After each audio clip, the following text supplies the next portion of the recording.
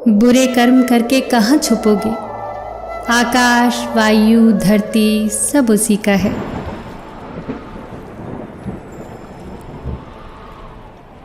चिंता से चतुराई घटे, घटे रूप और ज्ञान। चिंता बड़ी अभागिनी, चिंता चिता समान। तुलसी भरोसे राम के निर्भय होके सोए। अनहोनी होनी नहीं, होनी होए सो होए।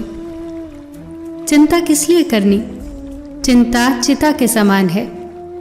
जो होना नहीं है वो तो होगा ही नहीं, तो फिर चिंता कैसी? और जो होना है वो होकर रहेगा, तो फिर चिंता किस बात की? चिंता मुक्त रहिए। जीवन उतना भी कठिन नहीं है। जीवन को कठिन हम खुद ही बनाते हैं। हम करते कुछ और हैं, बोलते कुछ और हैं, दिखाते कुछ और हैं, सोचते कुछ और हैं, लेकिन हमारी हकीकत कुछ और ही होती है। इतने सारे चेहरे लेकर जीवन में खुशी और सफलता की तलाश तो क्या, उम्मीद भी मत करना। जो अच्छा लगे उसे ग्रहण करिए और जो बुरा लगे उसका त्याग करिए, फिर चाहे वो विचार हो, कर्म हो या मनुष्य। पानी मर्यादा तोड़े तो विनाश, और वाणी मर्यादा तोड़े तो सर्वनाश।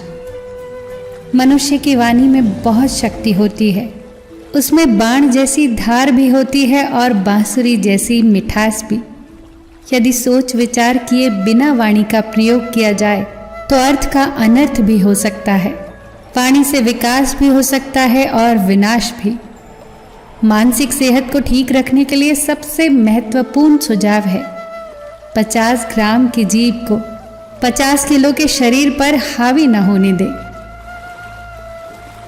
जब किसी दुख से घिर जाओ तो ये बात याद रखना कि कटा हुआ वृक्ष भी बढ़ता है और क्षीण हुआ चंद्रमा भी दोबारा बढ़कर पूर्ण हो जाता है।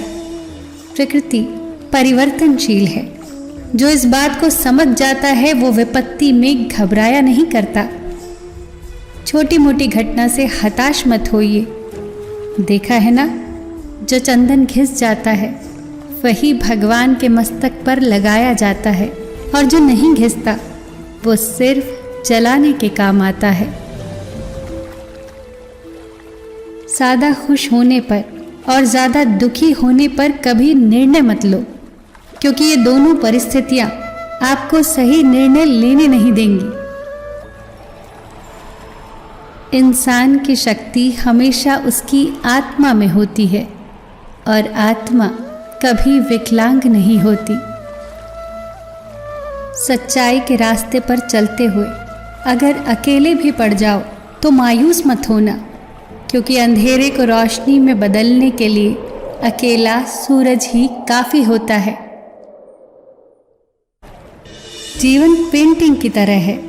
आशा के साथ रेखाएं खींचे, त्रुटियों को सहनशीलता से मिटाएं, बहुत धैर्य के साथ ब्रश को डुबोएं और अपने जीवन को प्यार से रंगे। और एक बात हमेशा याद रखें, सबका ख्याल रखें पर अपना भी ख्याल रखें। हमेशा मुस्कुराते रहें, कभी अपने लिए तो कभी अपनों के लिए।